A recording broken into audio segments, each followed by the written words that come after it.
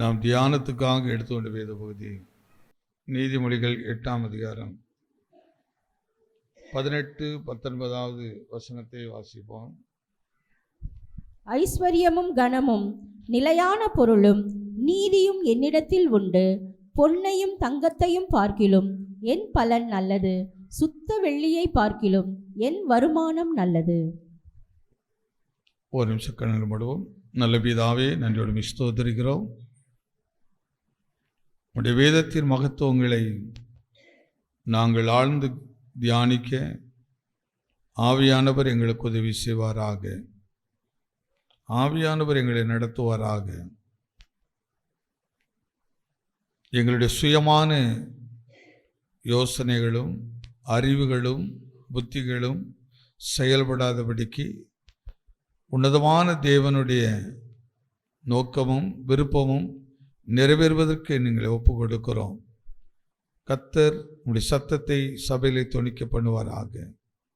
எங்களை ஒரு மனதோடு நாங்கள் உங்களுடைய சத்தத்துக்காக காத்திருக்கிறோம். நீ பேசும். இயேசுவின் நாமத்தை ஜெபிக்கிறோம் நல்ல பிதாவே, ஆமென். வாசித்த இந்த வேத பகுதியில் மீண்டும் ஒரு முறை இந்த 18ஆம் 19ஆம் வசனத்தை படிப்போம். ஐஸ்வர்யமும் கனமும் நிலையான பொருளும் நீதியும் என்னிடத்தில் உண்டு. பொன்னையும் தங்கத்தையும் பார்க்கிலும் என் பலன் நல்லது. என்னுடைய பலன் நல்லது. சுத்த வெள்ளியை பார்க்கிலும் என்னுடைய பலன் நல்லது. எதெல்லாம் பார்க்கிலும் ஆண்டுடைய பலன் நல்லதா?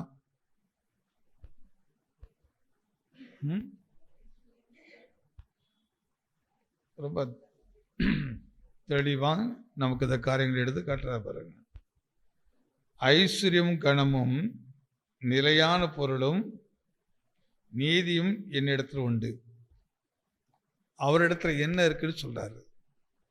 என்னிடத்துல என்ன இருக்குது?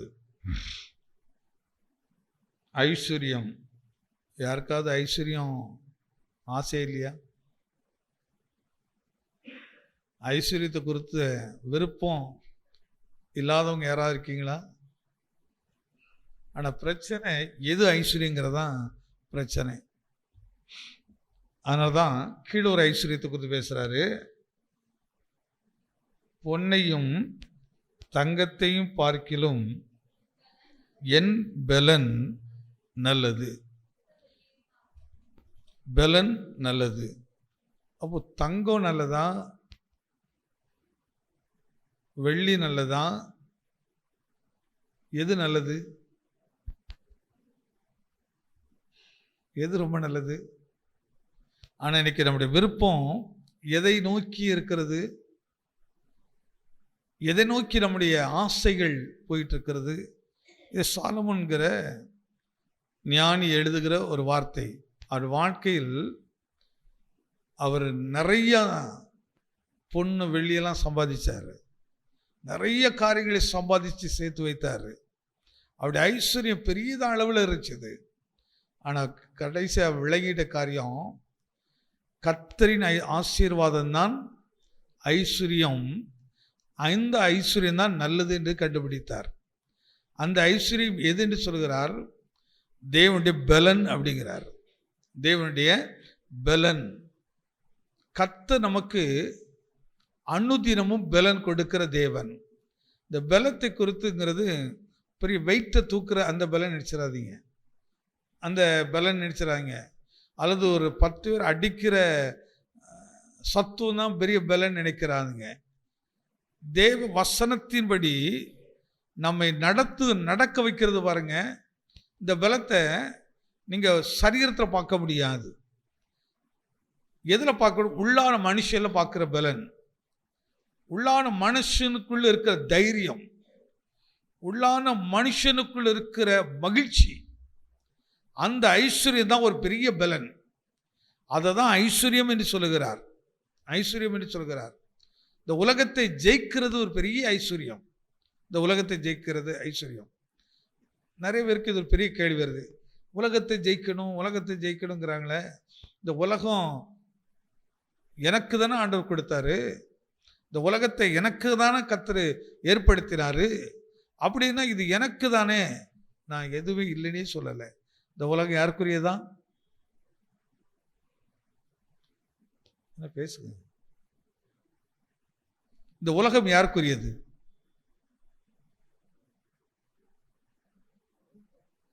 வானம் கர்த்தருடையது, பூமியை மனுபுத்திரனுக்கு கொடுத்தார். மனுபுத்திரன் கொடுத்தார். அப்படின்னா இந்த உலகம் யாருக்கு தான் சொந்தம்? எனக்கு தான் சொந்தம். இந்த உலகத்தில் உள்ளவைகள் யாருக்கு சொந்தம்?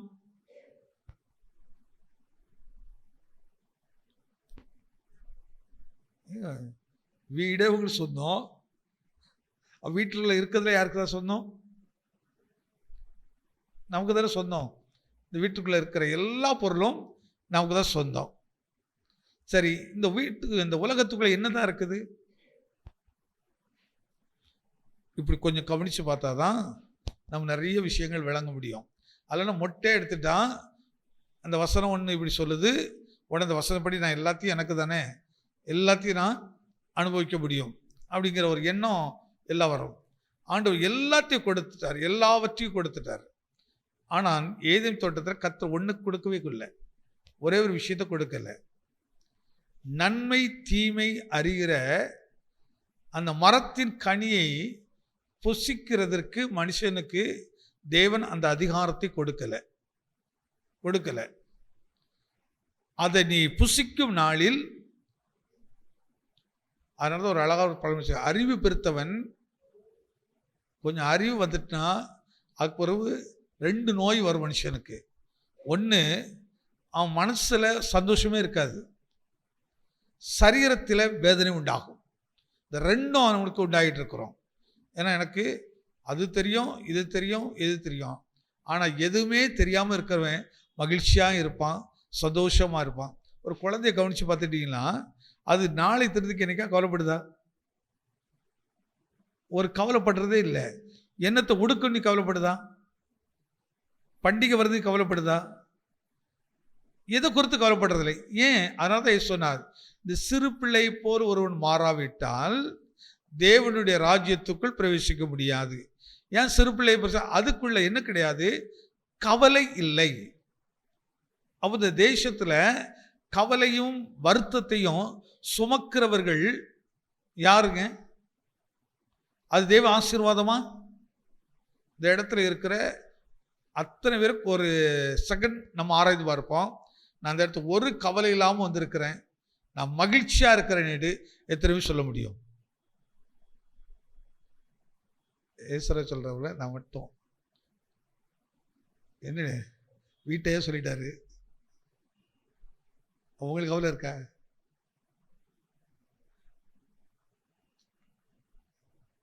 வானம் கர்த்தருடையது, பூமியை மனுபுத்திரனுக்கு கொடுத்துட்டேன்னு சொல்லிட்டாரு. அப்போ இந்த பூமியில தான் எல்லாமே இருக்குது, ஏன் இப்போ உங்களுக்கு கவலை வருது? பூமி தான் நமக்கு எல்லாத்தையும் கொடுத்துட்டாருங்க. ஏன் இந்த பூமியில வருத்தத்தை வார்த்தையை சுமக்கிறோம்? ஏன் வேதனையை சுமந்துக்கிட்டு இருக்கிறோம்? ஆராய்ந்து பாருங்க. இங்க இருக்க அத்தனை பேருக்கும் கவலை இருக்குது, வேதனை இருக்குது, துன்பம் இருக்குது. அப்போ நீங்க எப்படி கர்த்தர் எனக்கு இதை கொடுத்தாரு சொல்ல முடியும்? எல்லாவற்றையும் எனக்கு அனுபவிக்க அதிகாரம் உண்டு, என எல்லாம் கற்றுக் கொடுத்துருக்கிறாரு. ஆனால் எல்லாம் எனக்கு எப்படி இருக்காது? தகுதியாக இருக்காது. எல்லாம் எனக்கு தகுதியாக இருக்காது. மனுஷனுக்கு கோபப்படுறதுக்கும் அதிகாரம் இருக்குது, அன்பு செலுத்துவதற்கும் அதிகாரம் இருக்கிறது, பெருமையாக பேசுவதற்கும் உரிமை இருக்குது, தாழ்மையாக பேசுவதற்கும் உரிமை இருக்கிறதுக்கு, கொடுக்கிறதுக்கும் உரிமை இருக்கிறது, எடுக்கிறதுக்கும் உரிமை இருக்கிறது, எல்லாத்துக்கும் உரிமை இருக்குது. ஆனால் எல்லாத்துக்கும் எல்லாம் தகுதியாக இருக்குமா?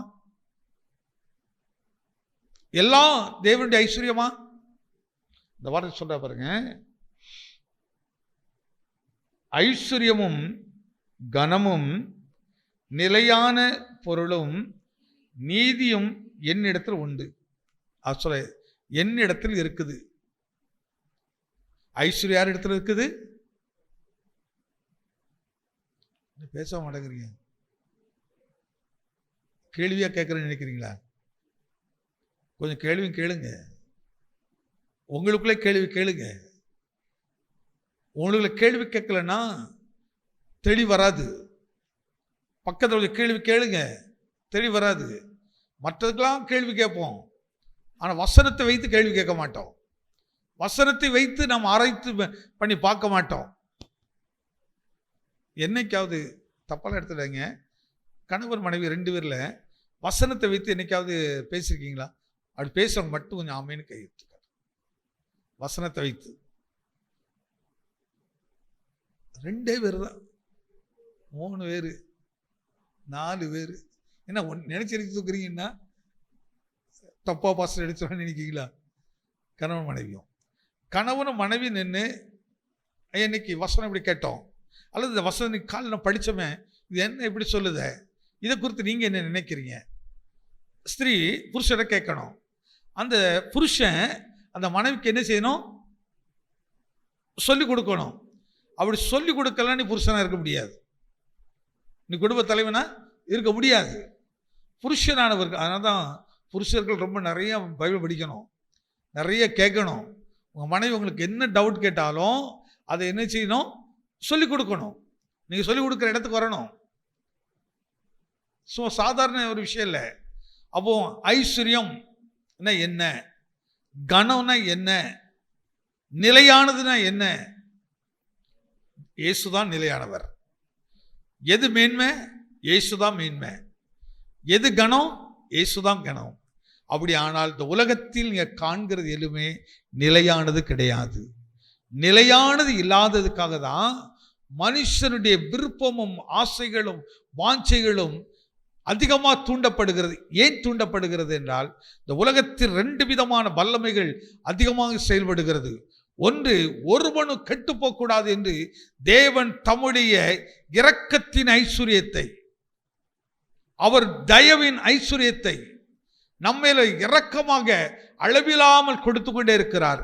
இன்னொன்று, பொய்யனும் பொய்க்கு பிதாவுமாகிய பிசாசானவன் தன்னுடைய விருப்பத்தை, தன்னுடைய ஆசைகளை உண்டாக்கி அப்படியே வெளிப்படுத்திக்கிட்டே இருக்கிறான்.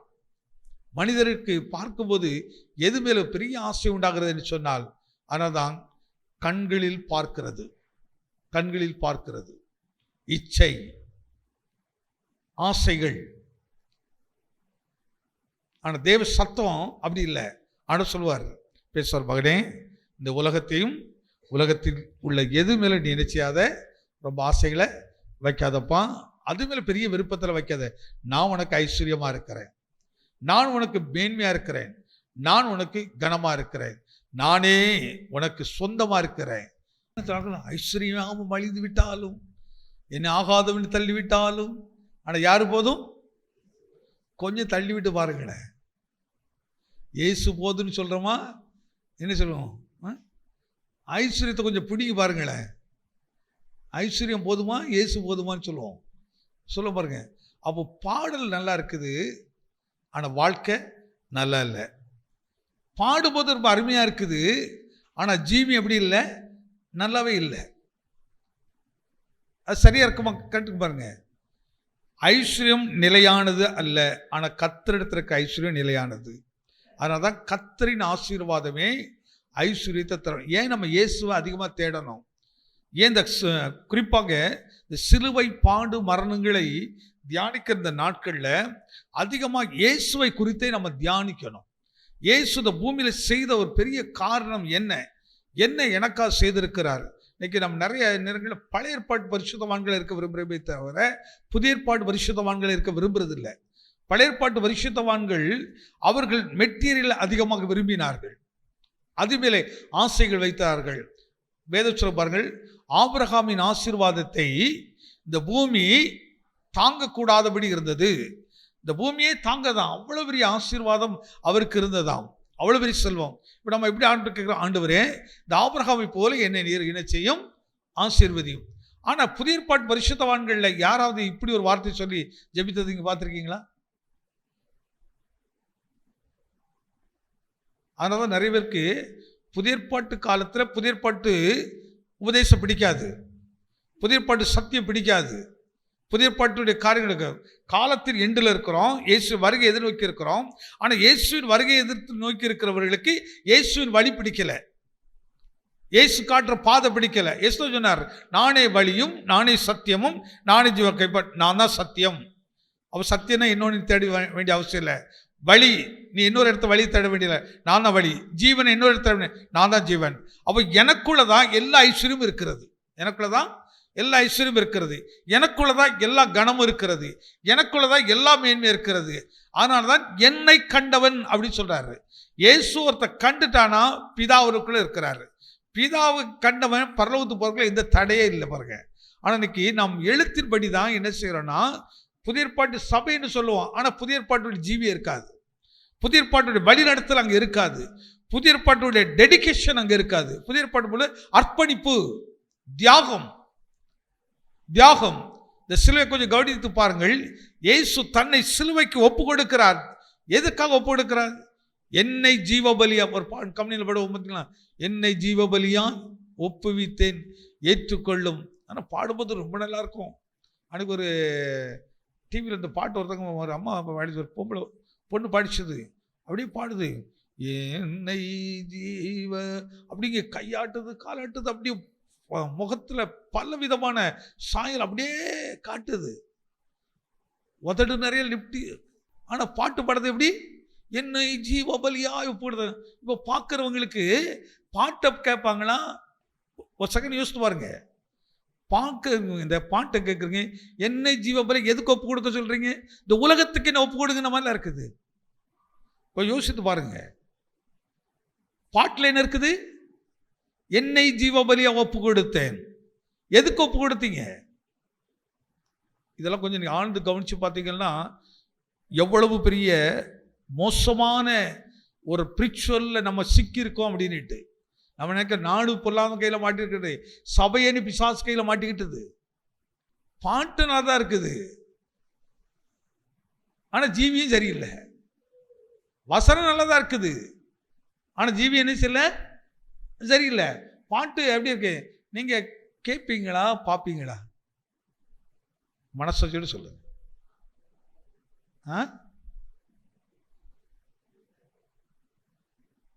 இப்போ முன்னாடி மனுஷனை பார்க்க மாட்டோம், யாரையும் பார்க்க மாட்டோம், பாட்டு மட்டும் கேட்போம். இப்போ யாருக்கிட்டையாவது அந்த ஆடியோ மட்டும் இருக்குதா? அந்த ஆடியோ இருக்குதா? ஆனால் எதுதான் கேட்கறதுக்கு தீவிரம்னு சொன்னார். ஐஸ்வர்யத்தை கவனிங்க, கேட்கறதற்கு தீவிரமாக ஆண்டவர் பேசுவாரு, கேட்கணும். மோசே 40 நாட்கள் போகிறாரு, ஆண்டவருடைய சத்தத்தை கேட்பதற்காக சீனாய் மலையில் போய் அமர்ந்திருக்கிறாரு. ஆண்டவரே என்னை பேசும், ஆண்டவரே என்னோட பேசும், ஆண்டவரே என்ன பேசும் காத்திருக்கிறாரு கேட்கறதுக்கு. ஆனால் கேட்கறது விரும்புறது இல்லை. கேட்கறது வந்து சரி அதை மாத்து, அடுத்து எது காட்டுறது பார்க்கணும். ஏதேன் தோட்டத்தில் ஏவாளை வஞ்சித்த அதே ஆவி, அதே பொய்யின் ஆவி, அதே மாய்மாலத்தின் ஆவிகள் இந்த கடைசி காலத்தில் கிறிஸ்து வரும்போது ஒருவனும் தேவ ராஜ்யத்தில் போகக்கூடாது என்பதற்காக, சபைக்குள்ளே பிரவேசிக்க கூடாதபடிக்காக உலகத்தின் பொய்யின் ஆவி. அதனால தான் 2 தேவன் இருக்கார். ஒன்று பொய்யனும் பொய்க்கு பிதாவுமான தேவன், ஒன்று தன்னை ஜீவபலியா கொடுத்த இயேசு கிறிஸ்து தன்னை தேவன் என்று சொல்லுகிறார். நாம் எந்த தேவனை ஆராதிக்கிறோம்? எந்த தேவனை கனப்படுத்துகிறோம்? எந்த தேவனுக்கு முக்கியத்துவம் கொடுத்து கொண்டிருக்கிறோம்? எந்த தேவ சத்தத்தை கேட்டு அதன்படி நடக்க தன்னை அர்ப்பணித்துக் கொண்டிருக்கிறோம்? அர்ப்பணிப்பு கிறிஸ்துவ வாழ்க்கை. உலகத்தை விட்டு வெறுத்து கிறிஸ்துவுக்கு தன்னை அர்ப்பணிக்கிறது, அப்படி வசனத்துக்கு அர்ப்பணிக்கிறது. ஆண்டவரை என்னை ஜீவ பலியா ஒப்பு கொடுக்கிறையா? பலி என்று சுயம் இல்லை, எனக்கு சுய விருப்பம் கிடையாது, சுய ஆசை கிடையாது. வசனம் என்ன சொல்லுகிறதோ அதன்படி நடப்பதே என் ஆசை. பாட்டு பாடுவோம். வேறொரு ஆசை இல்லை இயேசு ராஜா, உம்மை தவிர. ஆனா சரீரத்தை பார்த்தீங்கன்னா எல்லா ஆசையும் இருக்கும்ல, எல்லா ஆசைகளும். ஆனா பாட்டு எப்படி இருக்குது? பாட்டு நல்லதான், சத்தம் இருக்கு, சத்தம் நல்லதான் இருக்குது, ஆனா செயல் வேற மாதிரி இருக்குது. என்ன ஐஸ்வர்யம்? தேவன் கொடுக்கிற ஆசீர்வாதமா? இந்த உலகம் கொடுக்கிற ஆசீர்வாதமா? சில நேரங்களில் இதை கவனித்து பார்க்கும்போது அது எப்படின்னா, வசனத்தின்படி கொஞ்சம் வாழ விரும்புகிறாங்களா அவங்க இருதெல்லாம் கொஞ்சம் உடையும். ஆனால் உலகத்தினுடைய ஏற்றபடி வாழ நினைக்கிற பாருங்க, அவருடைய இறுதியெல்லாம் ரொம்ப குதூகலமாக இருக்கும். எது குதூகலமாக இருக்குது? எது குதூகலமாக இருக்குது? எந்த மகிழ்ச்சி? அப்படியே சில நேரங்களில் நான் என்னோட அப்போ சொல்லுவேன், எப்பா ரொம்ப இதெல்லாம் உட்காந்து இதெல்லாம் பார்த்துக்கிட்டு இருக்காத. அது குறிப்பிட்டு சில சொல்லுவேன், இதை பார்க்க, இது உனக்கு ரட்சிப்பு உண்டாக்காது, உனக்கு இது மனம் திருப்பதில் உண்டாக்காது. நீ பார்க்கும்போது சத்தம் பரலோகத்திலிருந்து வந்த மாதிரி இருக்கும், ஆனால் செயல் எப்படி இருக்கும்? நரகத்திலிருந்து வந்த மாதிரி இருக்கும். சத்தம் பரலோகத்திலிருந்து தான் கேட்குது, அந்த மாதிரி தான் இருக்குது உனக்கு. ஆனால் செயலோ எதை நோக்கி போகுது சொன்னான், இந்த உலகத்தினுடைய சகல விதமான வல்லமையினால் செயல்பட்டது போல இருக்கிறது, செயல்பட்டது போல இருக்குது. ஒருத்தருக்கு ஒரு நல்ல ஒரு தெய்வ மனிதர் ஒரு விஷயத்தை சொன்னார். நல்ல முதிர்ந்த வயது அனுபவம் உள்ளவங்கள்ட்ட நீங்கள் பழகி பார்க்கும்போது உங்களுக்கு தெரியும். அப்போ அவர் சொன்ன ஒரு விஷயம், ஒரு நாளும் நாம் இடர்களாக தெய்வ பிள்ளைகள் இருக்கக்கூடாது. நாம் பேசுவது மட்டும்தான் ஜனங்களுக்குள்ள போனமே தவிர நம்ம அவங்க வந்து பார்க்கக்கூடாது, நம்மளை பார்க்கவே. நான் அப்போ அவங்கள்ட்ட ஒரு கேள்வி கேட்டேன். என்ன கேள்வி கேட்டேன்னா, ஏன் நீங்கள் எப்போ ரொம்ப சிம்பிளாகவே தான் டெஸ்டிங் பண்ணிக்க, நல்ல ஆசீர்வாதமான ஒரு ஆள், நல்ல கத்திர எல்லா ஆசீர்வாதத்தையும் கொடுத்துருக்கிறாரு, நடக்கிற, ஏன் அப்படி நீ சொன்னான்? உலகத்துக்கு அவர் ஒரு முழு நேர ஊழியக்காரெலாம் கிடையாது. அவருக்கு வாய்ப்பு கிடைச்சுன்னா போய் நல்லா சொல்லுவார், நல்லா பேசுவார். ஆனால் பார்த்தீங்கன்னா ரொம்ப ரொம்ப சிம்பிளாக இருப்பார். அப்போ அவர் கேட்கும்போது அவர் சொன்னார், எனக்கு ரொம்ப எதிர்ச்சி, இடரல் வருவது அவசியம்ப்பா, ஆனால் எவன் நிமித்தம் வருதோ அவனுக்கு ஐயோ. அவனை என்ன செய்யணுமா? எந்திரக்கல்ல அவன் சரீரத்தை கட்டி அவனை கொண்டு சமுத்திரத்தில் போடுன்னு எழுதியிருக்குது. கொஞ்சம் ஞாபகம் இருக்கிறார். நான் வந்து ஒரு ஆடம்பரமான ஒரு ட்ரெஸ்ஸை போட்டு நின்னா நான் பண்ணுற பிரசங்கத்தை பார்ப்பாங்களா, என்ன பார்ப்பாங்களா? எனக்கு எல்லாத்தையும் அனுபவிக்கிறதுக்கு அதிகாரம் இருக்குது, அதை வாங்குறதுக்கு எனக்கு ஐஸ்வர்யம் இருக்குது, எல்லாமே எனக்கு இருக்குது. ஆனால் எல்லாம் எனக்கு எடுச்சியாதுப்பா. எனக்கு அந்த வார்த்தை கேட்டு ரொம்ப ஆச்சரியமாக இருந்துச்சு. ரொம்ப வசனம் நம்மோடு பேசும்பா, வசனம் பேசும், ஆனால் அந்த வஸ்திரம் பேசாது. வஸ்திரம் இடரில் உண்டாக்கிறோம்.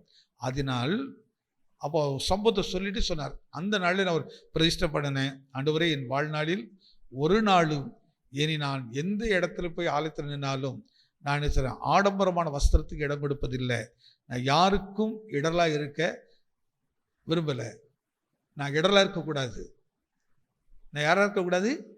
இப்போ நான் ரொம்ப சந்தோஷம் சிஸ்டர் அப்படின்னு சொல்லியிருந்தால் வேற மாதிரி போயிருக்கோம். ஆனால் நான் இடரலாக இருக்கக்கூடாது அப்படின்ட்டு அண்டையிலிருந்து அதையெல்லாம் விட்டுட்டேன். அப்போ பாருங்க, வசனத்துக்கு பயப்படுகிற ஒரு ஐஸ்வர்யம் அவர்கிட்ட இருந்து பாருங்க. எதுங்க ஐஸ்வர்யம்?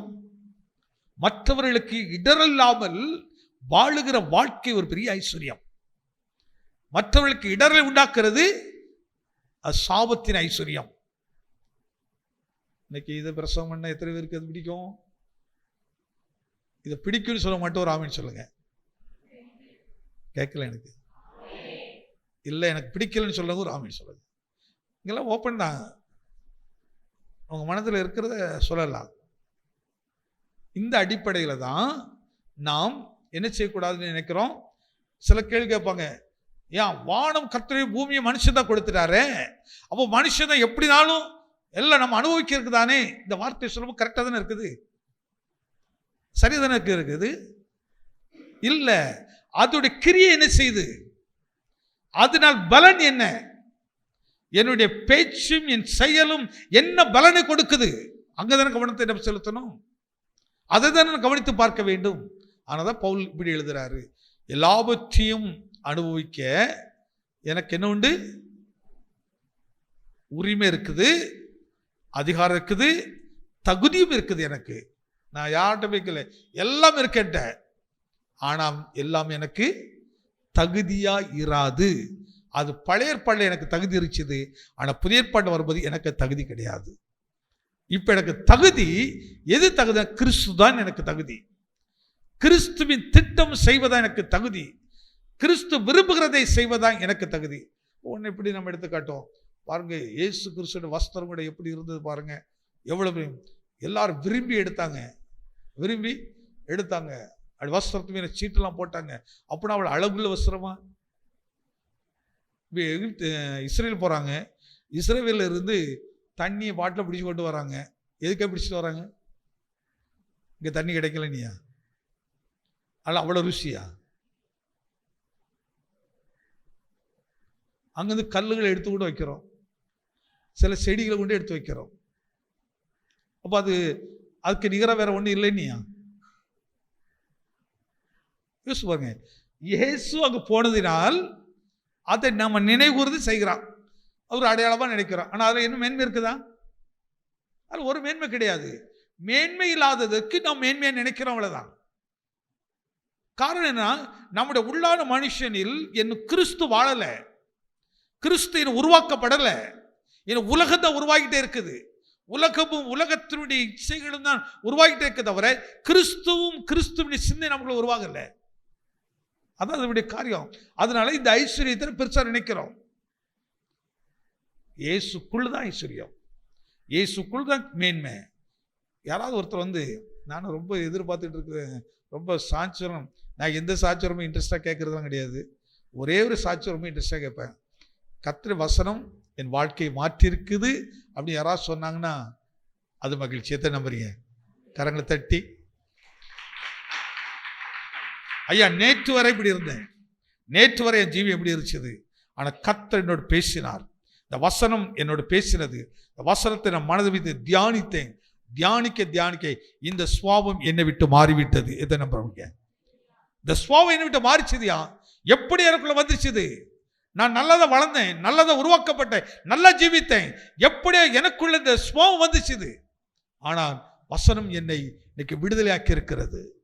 இன்னைக்கு நான் மீட்கப்பட்டிருக்கிறேன். வாசிக்கலாம் 1 கொரிந்தியர் புத்தகம் 6ஆம் அதிகாரம். வேசித்தனத்திற்கும் விலகியோடுங்கள். மனுஷன் செய்கிற எந்த பாவமும் சரீரத்திற்கு புறம்பாயிருக்கும். வேசித்தனம் செய்கிறவனோ தன் சுய சரீரத்துக்கு விரோதமாய் பாவம் செய்கிறான்.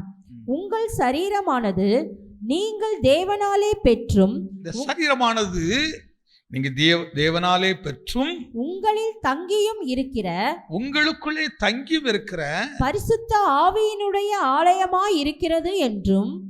எங்க எது மேன்மை, எது கணம்? என்ன எது மேன்மை, எது கணம்? எல்லாத்தையும் எனக்கு அனுபவிக்க ரைட்ஸ் இருக்குது. ஆனால் பவுல் எழுதுறார், கொரிந்து பட்டணத்தை பார்க்குறாரு. இந்த கொரிந்து பட்டணம் அப்படி ஜீவித்தில் பார்த்துட்டு, சபையே நீ இந்த அனுபவத்துக்காக நீ தெரிந்து கொள்ளப்படலை, இந்த ஸ்வாங்களுக்காகலாம் நீ தெரிந்து கொள்ளப்படலை. இந்த சபையை மீட்டெடுத்திருக்கிறாரு. அந்த வார்த்தை மீண்டும் வாசிங்க. உங்கள் சரீரமானது நீங்கள் தேவனாலே பெற்றும், தேவனாலே பெற்றும் உங்களில் தங்கியும் இருக்கிற. எத்தனை பேர் இந்த சரீரம் தேவனால் கொடுக்கப்பட்டதை நீங்க நம்புறீங்க? எத்தனை நம்புறீங்க? இது தேவன் கொடுத்த சரீரம், இது தேவன் கொடுத்த சரீரம். அப்படின்னா இந்த சரீரம் யாருக்கு சொந்தம்? இப்ப என் விருப்பம் அங்க இருக்க முடியுமா? நம்ம சொந்த விருப்பம் இருக்க முடியுமா? அப்போ இந்த சரீரம் தேவனுக்கு சொந்தம் நீ சொன்ன பிறகு இந்த சரீரத்துக்கு ஒரு தேவை வருதுன்னா இந்த சரீரம் யார்கிட்ட போய் நிற்கணும்?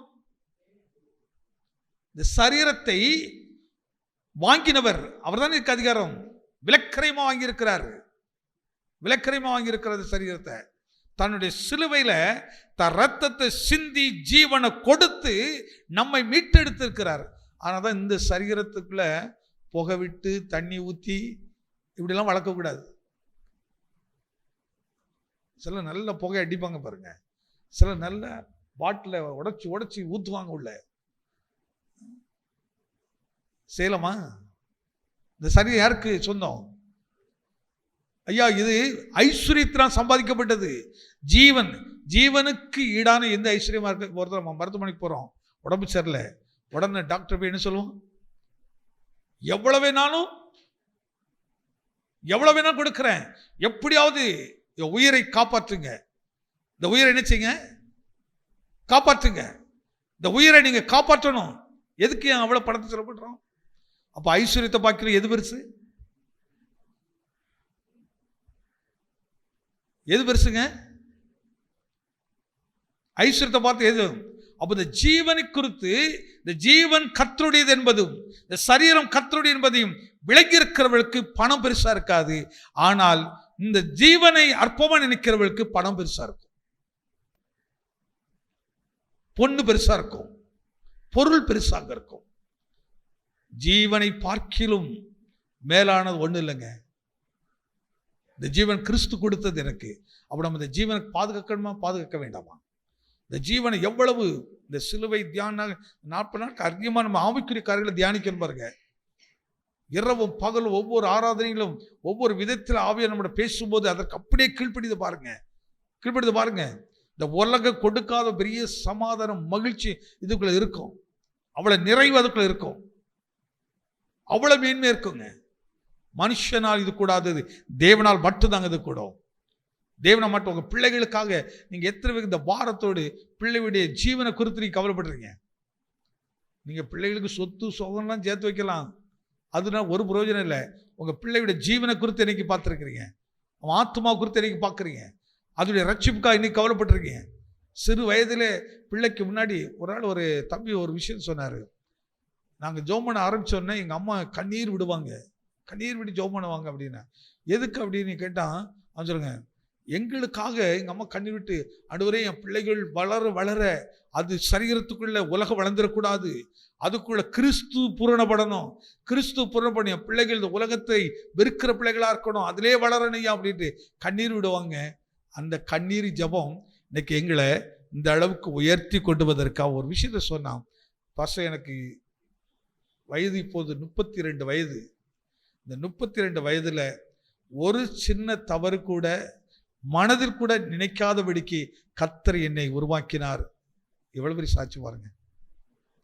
சிறு பிராயத்திலிருந்து எங்க அம்மாவோ எங்க அப்பாவோ ஒரு நாள் கூட வேற காரியத்துக்காக எங்களுக்கு ஜெபம் பண்ணி வளர்த்ததில்லை, படிப்புக்காக கூட அவங்க ஜெபம் பண்ணதே இல்லை.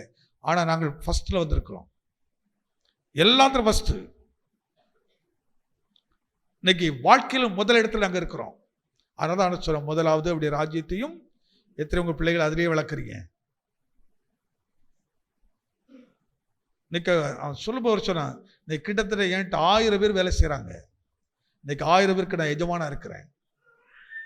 ஒரு சின்ன சாதாரண குடும்பத்தில், நான் பக்தி உள்ள குடும்பத்தில் வளர்ந்தேன். பக்தி உள்ள தாய் தகப்படி என்னை வளர்த்தாங்க. ஒரு நாள் எங்களுக்கு இந்த ஐஸ்வர்யத்தை குறித்து போதிச்சு வளர்க்கவே இல்லை. கிறிஸ்து எங்கள் ஐஸ்வர்யத்தை மட்டும் எங்களுக்கு கொடுத்தாங்க. அதில் கவனமாக இருந்தாங்க. ஒரு சின்ன பொய் சொன்னால் கூட உடனடியாக எங்களை கண்டிப்பாங்க. அப்போ ஒரே ஒரு விஷயம் சொல்லுவாங்க, பாருங்க, இந்த பொய் சொன்னால் இப்போ உங்களை தேவன் இருக்க மாட்டார், பொய்யின் பிதாவும் பொய்க்கு பிதாவாகிய பிசாசு அவன்கிட்ட இருப்பாங்க. அப்போ இப்போ அவன்கிட்ட இருக்கிற பிசாசு பத்துக்க, பிசாசோட வந்தனால இவ்வளோ தைரியம் வந்து பொய்யை பேசுகிறா. அப்படி கேட்டு கேட்டு நாங்கள் வளர்ந்தோம், அந்த பயபக்தியோடு வளர்ந்தோம். இன்றைக்கு கர்த்தர் எங்களை அதோடைய பெரிய பிரதிபலிப்பாக தேவன் எங்களை உயர்ந்த இடத்துல வைத்திருக்கிறார். நீங்கள் இந்த உபதேசத்தை கேட்டு வளர்ந்து பாருங்க.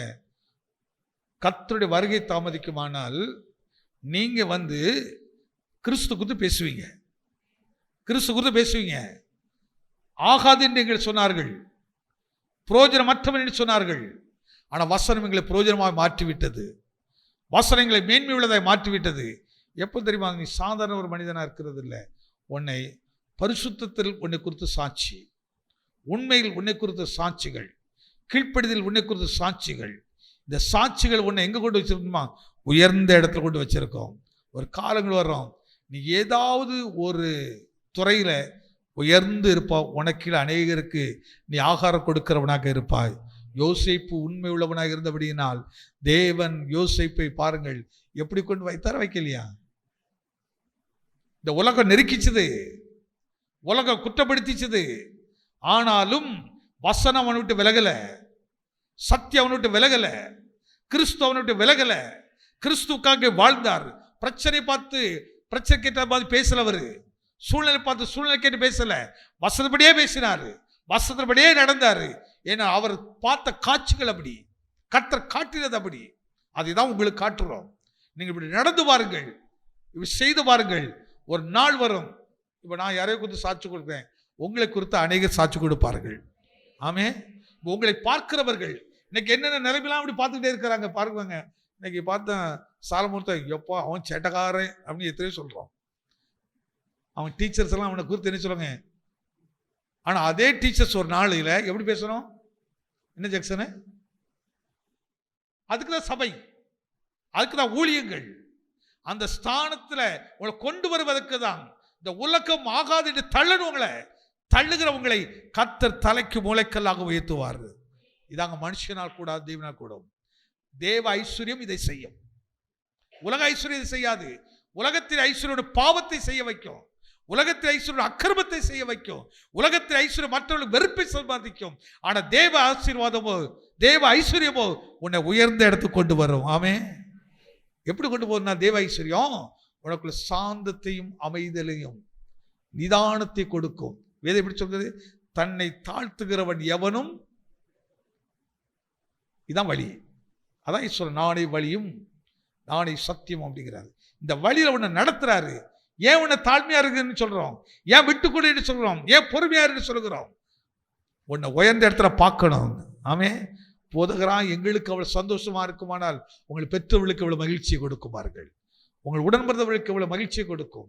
நீங்க வசிக்கிற தெருவில் இவ்வளவு மகிழ்ச்சியை கொடுக்கும். கொடுக்காதா? நீங்க அதே இடத்துல எல்லாத்தையும் இழந்து போயிருந்தீங்கன்னா எப்படி இருக்கும்? தூசிக்கும், வேதனைப்படுத்தும். அதனால வசனத்தை அறிவீர்கள், அதான் சத்தியத்தை அறிவீர்கள், சத்தியம் உங்களை விடுதலையாக்கும். அப்போ சின்ன வயசு தான் ரொம்ப அற்புதமான வயசு. இந்த வயசுல நீ கேட்டு பழகுங்க. பழக பழக உன் கூட படித்தவன் சொல்லுவான், ஐயோ இவன் மார்க்கு ஆவரேஜில் தானே இருந்தான். ஒரு நாள் ஒருத்தர் சொன்னார், நான் கோல்டு மெடல் ஏன்,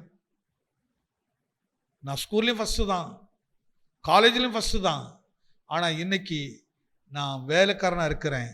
ஆனால் அன்னைக்கு ஆவரேஜ் மார்க் வாங்கினவன் எனக்கு எஜமானா இருக்கிறான். எத்தனை நம்புறீங்க? அதை கரங்க தட்டி. அந்த இடத்துல நீங்க இருக்க போறீங்க. அந்த ஐஸ்வர்யத்தை நீங்க வரப்போறீங்க. அதான் கர்த்தரின் ஆசீர்வாதமே ஐஸ்வர்யத்தை. அவர் ஆசீர்வதிக்கன்னா அவர் நடத்துகிற பாதையில், அவர் காட்டுகிற பாதையில் நாம் நடக்க பழகணும். அதுக்கு தான் சபை போதிக்குது, அதுக்கு அவங்களை சிச்சிக்குது. உங்க மேல கடிந்து கொள்றது நோக்கம் என்னன்னா, உங்களை குறித்து ஒரு பெரிய எதிர்பார்ப்பு தேவன் வைத்திருக்கிறார், சபை குறித்து வைத்திருக்கிறார். அப்போ வசனத்தின்படி இந்த குடும்பம் ஆசீர்வதிக்கப்பட்டுச்சியா, தாழ்மையினால் ஆசீர்வதிக்கப்பட்டுச்சியா, அன்பினால் ஆசீர்வதிக்கப்பட்டுச்சா. அவர் தாவீது இன்னைக்கு யோசேப்பை குறித்து பேசாதவங்க இன்னைக்கு நிறைய பேர் எடுத்துக்கிட்டீங்களா, ஆபிரகாமுக்கு அடுத்து என்ன பேர் அதிகமாக இருக்கு தெரியுமா? யோசேப்பு பேர் தான் நிறைய இருக்கும். நீங்கள் டெலிஃபோன் டைரக்டர் எடுத்து பார்த்துக்கிட்டீங்கன்னா அந்த பேருக்கு அடுத்து தான் இருக்கும். யோசேப்பு யோசேப்பு ஜோசப்பு ஜோசப்புன்னா என்ன பேர்? இங்கே கூட எத்தனை ஜோசப் இருக்குது. இன்னும் ஒரே ஒரு வசனத்தை காட்டுறேன், வாசிப்போம். யாத்ராம் புஸ்தகம் 9ஆம் அதிகாரம் 16வது வசனத்தை எடுத்துக்கொள்வோம். யாத்ராம் புஸ்தகம் 9ஆம் அதிகாரம் 16வது வசனம். என்னுடைய வல்லமையை உன்னிடத்தில் காண்பிக்கும்படியாகவும், என்னுடைய வல்லமையை உன்னிடத்தில் காண்பிக்கும்படியாக, என் நாமம் பூமியில் எங்கும், என்னுடைய நாமம் இந்த பூமி எங்கும் பிரஸ்தாபம் ஆகும்படியாகவும், பிரஸ்தாபம் ஆகும்படியாகவும் உன்னை நிலை நிறுத்துவேன், உன்னை நிலை நிறுத்துவேன். இது எங்க யார்கிட்ட யார் பேசுறா? அந்த வார்த்தை நல்லா அழகா இருக்கு பாருங்க, அருமையா இருக்கும். என்னுடைய வல்லமையை உன்னிடத்தில் காண்பிக்கும்படியாக. அப்படியே எல்லாரும் கையை வைத்து சொல்லுங்க, ஆண்டவரே உம்முடைய வல்லமையை என்னிடத்தில் இந்த உலகம் காண்பிக்கும்படி என்ன பயன்படுத்துங்க, என்ன பயன்படுத்துங்க. இந்த உலகத்தின் வல்லமை இல்லைங்க, கடவுளுடைய வல்லமை. சில நேரங்கள் நமக்கு சில சூழ்நிலைகள் வேற மாதிரி இருக்கும், நெகட்டிவாக இருந்த மாதிரி இருக்கும். ஆனால் அந்த சூழ்நிலைகளில் தான் இப்போ ஒரு கருத்து எடுத்து பாருங்க. பார்வோன், மோசே, இஸ்ரவேல் ஜனங்கள், இந்த 3 பகுதியை எடுத்துடுங்க. இப்போ விடுதலை யாருக்கு தேவை? இஸ்ரவேல் ஜனங்களுக்கு விடுதலை தேவை.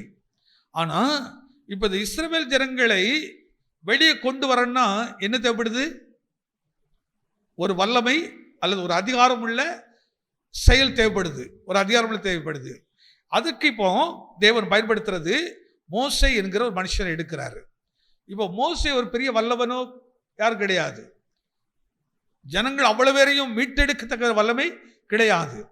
இப்போ கர்த்தர் மோசையை தேர்ந்தெடுத்துட்டு, ஆனால் பாருங்க, என்னைக்கும் அழைக்கப்பட்ட இடத்துல இருக்கவே கூடாது, நீ தெரிந்து கொள்ளப்பட்ட இடத்துக்கு வந்துடணும். இப்போ 100 பேர் இருந்தாங்கன்னா அந்த 100 பேர்ல நீ ஒரு ஆளா இருக்கணும், 100ல் 101 இருக்கக்கூடாது. நீ தெரிந்து கொள்ளப்பட்ட இடத்துல, அதனால அழைக்கப்பட்டவர்கள் அநேகர், தெரிந்து கொள்ளப்பட்டவரோ சிலர். இப்போ நிறைய பேர் இயேசுவை அறிந்தோம் இயேசுக்கு அதை செய்தார் இதை செய்தார் இப்படிலாம் இருக்கும். ஆனா தேவனுடைய வல்லமையை வெளிப்படுத்தத்தக்கதாக, தேவனுடைய மகத்துவத்தை வெளிப்படுத்தத்தக்கதான ஒரு பாத்திரமாக யாரை கர்த்தர் தெரிந்தெடுத்திருக்கிறார். தெரிந்தெடுத்திருக்கிறது கொஞ்சம் பேர் தான் இருப்பாங்க, நிறைய பேர் இருக்க மாட்டாங்க, தெரிந்தெடுக்க மாட்டாங்க. இப்போ இந்த இடத்துல திடீர்னு எலக்ட்ரிக் ஃபெயிலியர் ஆயிடுச்சு. இப்போ யார் உன தேடுவோம்? உன கிரேன்குமார் தேடுவோம். எதுக்கு கிரேன் தேடுவோம்? அவருக்கு அது எலக்ட்ரிஷியனுக்கு வந்துட்டு கொஞ்சம் தெரியும். திடீர்னுட்டு கம்ப்யூட்டர் கொஞ்சம் ப்ராப்ளம் ஆயிடுச்சு, உடனே யாரை தேடுவோம்? ஆனந்து, இப்போ அருள்ராஜி, இப்போ இவங்களை தேடுவோம். கீபோர்டில் ஒரு எதுனா யாரை தேடுவோம்? இப்போ இவ்வளோ பேர் இருந்தாலும் யாரை தான் தேடுறோம்? சிலர் தான் இருப்பாங்க. இதே போல தான் பரலோக ராஜ்யத்துக்குள்ள நாம் செல்வதற்கு எல்லாரும் உள்ள முடியும். ஆனால் எல்லாருக்காகவும் கர்த்தர் ஆயத்தப்படுத்திருக்கிறாரு. நல்லா கவனிச்சுக்க. உடனே அப்போ ஏன் எப்படின்னா நினைக்கிறாங்க, எல்லாருக்கும் கர்த்தர் ஆயத்தப்படுத்திருக்கிறாரு. ஆனால் எல்லாரும் உள்ள போக முடியுமா? அதுக்கு போகிறதுக்கு தான் இயேசு வழி காட்டுறாரு. என்னுடைய அந்த வார்த்தை ரொம்ப நல்லா இருக்கு பாருங்களேன். மீண்டும் அதை வாசிங்க, ரொம்ப நல்ல, எல்லாரும் எடுத்துடுங்க. என்னுடைய வல்லமையை உன்னிடத்தில் காண்பிக்கும்படியாகவும், கடவுளுடைய வல்லமையை என்னிடத்தில் காண்பிக்க, அதான் சொல்லணும். ஆண்டவரே, உங்க வல்லமைய என்னிடத்துல பூமி பார்க்கணும்ப்பா, என் உறவுகள் அதை பார்க்கணும். என்னிடத்துல வல்லமை உண்டு என்பதை எதை நம்புறீங்க? சும்மா சாதா ஒரு மனுஷனை வாழ்ந்து பிறந்து மறிக்கிறதுக்கு இல்லைங்க. உன்னை கொண்டு ஒரு விசேஷ நோக்கத்தை கர்த்தர் வைத்திருக்கிறார். ஒரு விசேஷ நோக்கத்தை கர்த்தர் வைத்திருக்கிறார். அந்த வல்லமை இப்போ பார்வோனுடைய இருதயத்தை கடினப்படுத்தணும்னு நம்ம நினைப்போம். ஏன் ஆண்டவர் பார்வோனுடைய இருதயத்தை கடினப்படுத்துறானே? அவனை கடினப்படுத்தி கடினப்படுத்தி கடினப்படுத்தி கர்த்தருடைய வல்லமை வெளிப்படுத்திக்கிட்டே இருக்கிறார். கர்த்தர் வல்லமை வெளிப்படுத்திட்டே இருக்கிறார். மோசேக்கு முன்பாக பார்வோனே நீ ஒன்றுமில்லை, தேவன் தெரிந்து கொள்ளப்பட்ட மனுஷருக்கு முன்பாக நீ ஒன்றுமில்லை. நீ உலகத்துக்கு ராஜாவா இருக்கலாம், உலகத்தில் ஐஸ்வர்யவானா இருக்கலாம், எல்லாத்தையும் சம்பாதிச்சு வச்சிருக்கலாம். ஆனா என்னுடைய பிள்ளைக்கு முன்பாக அவன் வெறும் கோலு தான், அவன் வெறும் மனுஷன் தான். ஆனா அவனுக்குள்ள ஒரு பெரிய வல்லமை இருக்கு. தினபரிய ஆண்டவரே, உடைய வல்லமை எனக்கு தேவை, விரும்புங்க. சும்மா சாதாரண இதோ கிறிஸ்தவனா வாழ்ந்துட்டு போறதில்ல. மோசேயை எனக்கு அதை படிக்கும்போது கர்த்தர் பாருங்க, மோசே பக்கத்துல ஐஸ்வர்யம் இருந்துச்சுதான், அதிகாரம் இருந்துச்சுதான், எதுவுமே இல்லை. தனியா ஆரோனும் மோசேயும் தான், மோசேயும் ஆரோனும் தான். ஆனா அவர்களை கர்த்தர் ஒரு அதிகாரத்துக்கு முன்னாடி போய் நிறுத்துறாரு, பெரிய மலைக்கு முன்னாடி போய் நிறுத்துறாரு. நம்பிக்கை இருக்குது பாருங்க. அதனால்தான் நீ விசுவாசத்தோடு இந்த மலையை பெயர்ந்து போய் என்றால் போய் சமுத்திரத்திலே விழும். எகிப்தின் பார்வோனுடைய வல்லமை மலை மாதிரி, அவனுக்குள்ள இருந்த அதிகாரங்கள் மலை மாதிரி. அவ்வளவு பெரிய இடத்துல அதிகாரமோ ஒன்றும் பட்டயமோ எதுவும் கிடையாது, வெறும் மனுஷனா நிற்கிறாரு. ஆனா தைரியமா ராஜாட்ட பேசுவாங்க. ஏன்னா ராஜாவை குறித்து பேசுவது, ராஜாவுடைய கோபத்துக்கு என்ன செய்யக்கூடாது, ஆளாகுனா சிங்கத்துக்கு முன்னாடி இருப்பேன். இந்த மாதிரி ஒரு செகண்ட்ல சிங்கம் என்ன செய்யறோம், ஒன்று போடுறோம். ராஜாவுடைய கோபம் அப்படி. ஆனா அந்த ராஜாவுடைய கோபப்படுத்தி நிற்கிறாரு, அப்படி போய் பேசுறாரு. ஆனா அந்த ராஜாவில் ஒரு சின்ன சேதாரத்தை கூட தேவ மனுஷன் கொடுக்க முடியவில்லை. அந்த அதிகாரத்தை பார்க்கிறோம், இவருக்குள்ள இருந்த அதிகாரம் பெரிய அதிகாரம். ஆமே, தேவ நீ தனிமையா இருக்க நினைக்காத, ஒண்ணு இல்லைன்னு நினைக்காத. உன் ஐஸ்வர்யம் இருக்க, பரலோக ஐஸ்வர்யம் உன்கிட்ட இருக்குது, தேவனுடைய ஐஸ்வர்யம் இருக்குது. நீதிமானு ஒரு நாள் அப்பத்துக்கு இறங்கி தருவது இல்லைங்கிறார். நான் சொல்றது வசனத்தின்படி உலகத்துக்கு தங்களை விற்று போடாதவங்களுக்கு சொல்றேன். சில நேரத்தில் தேவனுக்கும் பிரியமா இருக்க மாட்டான், உலகத்துக்கும் பிரியமா இருக்க மாட்டான், ஒண்ணுக்கு தத்தளிச்சுட்டே இருப்பான். அப்படிப்பட்டவர்களுக்காக சொல்லலை. அப்படிப்பட்டவர்கள் கர்த்தர் எனக்கு என்ன செய்தார், கத்தரிச்சாரு, நீ கர்த்தருக்காக என்ன செய்தாய், வாழ்க்கை என்னத்தை இழந்தாய்? இழந்து பாருங்க, பாருங்க எப்படி இருக்குன்னு தெரியும். யோசேப்பு தன் குடும்பத்தை இழந்தாரு, எல்லாத்தையும் இழந்தாரு. கர்த்தர் அவரை நடத்தினாரு. காலங்கள் வந்தது, அந்த குடும்பம் முழுவதுக்குமே கர்த்தர் அவனை எஜமானாக வைத்தாரு. ஆமே. இங்க பார்வனையும் சும்மா வைக்கலைங்க, அந்த மோசைய பார்வனுக்கு கடவுளாக கர்த்தர் மாற்றினாரு. வாசிங்க யாத்திராகமம் புஸ்தகம் 7ஆம் அதிகாரம். இதோட நான் முடிச்சிடுறேன். 1-2 கொஞ்சம் வாசிக்கிறான். மோசேயை நோக்கி, கர்த்தர் மோசேயை நோக்கி, பார் பார், உன்னை நான் பார்வோனுக்கு தேவனாக்கினேன். நல்லா கவனிச்சு பாருங்க எப்படி பேசுறாருன்னா, கர்த்தர் அப்படியே யாரை பார்க்கிறாரு, மோசேயை பார்க்கிறாரு. மோசேயை பார்த்து சொல்கிறாரு, மோசே, நான் உன்னை சும்மா தெரிந்து கொள்ளல, உன்னை நான் இந்த அதிகாரத்துக்கு உன்னை கடவுளாக மாற்றுகிறேன். எதிர்ச்சோங்க, கர்த்தர் எங்கெங்க இருக்காரு? இதுதான் சாலமன் விளங்கி சொல்றாரு. இதை புரிந்துதான் சாலமன் சொல்றாரு. அந்த வார்த்தை ரொம்ப நல்லா இருக்கு பாருங்களேன். கர்த்தர் மோசேயை நோக்கி, பார், உன்னை நான் பார்வோனுக்கு தேவனாக்கினேன். கரங்களை தட்டி ஆமென் சொல்லுங்க. ஆக்குகிறவர் அவர், உன்னை உருவாக்குகிறவர். சாதாரணது இல்லைங்க. மோசையை கர்த்தர் எப்படி உருவாக்க, தேவனாக உருவாக்கிறேன். அதனால பாட்டு பாட தெய்வ சாயலாக மாறிட்டு சும்மா பாடல. அதனால தான் மோசை குறித்து எப்படி சொல்கிறது, என் வீட்டில் எங்கும் அவன் என்ன குணமுள்ளவனா இருந்தான். அப்போ தேவ சாயல், தேவனாக ஒருத்தனை கர்த்தர் அபிஷேகத்திற்கான அவன்கிட்ட இருக்க சுபாவம் என்ன, என்ன குணம்? தேவன் மோசே தன்னுடைய வீட்டில் எங்கும் உண்மை உள்ளவனாக இருந்தான், சாந்த குணமுள்ளவனாக இருந்தான். அப்போ தேவ குணம் ஒரு மனுஷனுக்குள்ள வந்துச்சுன்னா இந்த உலக சுபாவங்கள் அப்படியே எரிதிரும். இந்த உலகத்தினுடைய காரியங்கள், அந்த எல்லா பொய்யும் புரட்டும் எல்லாம் ஒன்றில்லாம போயிரும் பாருங்க, எல்லா பேரும். அதனால தான் கர்த்தர் சொல்றாரு, அந்த இந்த வார்த்தை என்ன ரொம்ப அற்புதமான தேவ திட்டம் பாருங்க, தேவ சித்தம் பாருங்க. பார், உன்னை, அதை என்ன பாரு மோசே, என்ன பாரு, உன்னை அழைத்தவர் கொஞ்சம் பாரு. நீ உலகத்தை பார்க்காத, உங்கள் சூழ்நிலையில பார்க்காத, என்ன கொஞ்சம் பார். உன்னை பார்வோனுக்கு உன்னை தேவனாக்கிற கரங்களை தட்டி ஆடு. இன்னைக்கு உனக்கு இருக்க பிரச்சனைக்கு முன்பாக தேவன் உன்னை தேவனை போல செயல்படுகிற பாத்திரமா கர்த்தர் பயன்படுத்துவார். அதனால தேவனை எங்க பார்க்கிறது, தேவனை எங்க பார்க்கிறது? என்னிலையும் உங்களிலே தான் கர்த்தர் அவர் சாயலை இந்த பூமியில வெளிப்படுத்திட்டே இருக்கிறாரு. அதனாலதான் பாடுறோம், உண்மை போல என்னை மாற்றுங்கப்பா, உண்மை போல மாற்றுங்க. இதுக்கு தான் டெடிகேஷன், அர்ப்பணிக்கிறது. அவரை போல மாறுவதற்கு தாங்க. நம்ம சுயத்தை விட்டுட்டு, நம்ம சொந்த விருப்பங்களெல்லாம் விட்டுட்டு, ஆண்டவரே உண்மை போல பாட்டு. கிறிஸ்தவருக்கு ரொம்ப ஈஸியாக நாங்கள் என்ன தெரியுமா, ஆண்டவருடைய நடத்தி அப்படியே விட்டுருங்க, அப்படியே விட்டுருங்க. ஆண்டவர் உங்களை அப்படியே நடத்திட்டே போவார், ஆச்சரியமாக உங்களை நடத்துவார். நீ எங்கே போய் சேரணுமோ, எந்த இடத்துக்கு ஒன்று கொண்டு வந்து விரும்பியிருக்கிறாரோ அந்த இடத்துக்கு அப்படியே ஆண்டவர் நமக்கு அழகாக கொண்டு வருவார். நீ பெரிய போராடணும் அப்படின்லாம் இல்லை, ஒரே ஒரு விஷயம் தான், அப்படி ஜீவப்பிலே ஒப்புக்கு எடுத்துரு. ஆண்டவர் என் விருப்பம் எதுவுமே இல்லைப்பா, எந்த விஷயமா இருக்கட்டும், உங்கள் திருமண விஷயமா இருக்கட்டும், உங்கள் வேலை விஷயமா இருக்கட்டும், உங்கள் படிப்பு விஷயமா இருக்கு, ப்ரொமோஷன் விஷயமா இருக்கட்டும், எந்த விஷயமா இருக்கு, ஆண்டவரே என் பிள்ளைங்க, நிறைய பெற்றோர் இந்த பிள்ளைகள் வந்து கவலைப்பட்டு நிறைய பேருக்கு நெஞ்சு வலி வந்துடுது.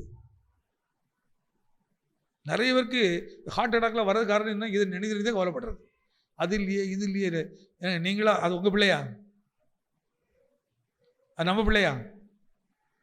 கர்த்தருடைய பிள்ளை, கர்த்தர் நம்மகிட்ட கொடுத்துருக்கிறாரு, அவ்வளோதான். அந்த பிள்ளைகள் கர்த்தருக்கு வளர்க்கணும், உலகத்துக்கு வளர்க்கணும். குடும்பத்தை யாருக்க ஏற்படுத்துறா?